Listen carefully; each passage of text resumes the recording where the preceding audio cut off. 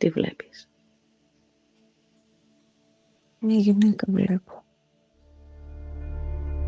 Με ένα σαχητό, ένα σαφόρεμα μακρύ καφέ. Έχει κάποιους κρυστάλλους. Ενδιαφέρον.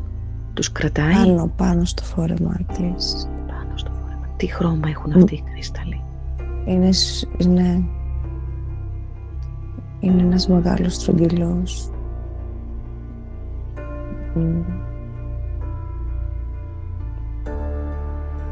Προσπαθώ να καταλάβω αν είναι μόβ ή κάτι πιο σκούρο. Αριστερά στην κοιλιά της. Γιατί έχεις έρθει εδώ στη γη αυτή την εποχή, αυτό το χρόνο? Γιατί? Προστασία. Τι πρέπει να προστατέψεις?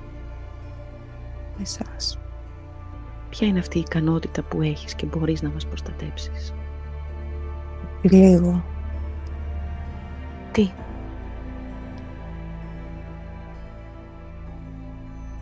Γύρω από τη γη.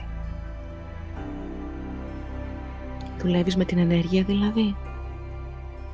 Ναι.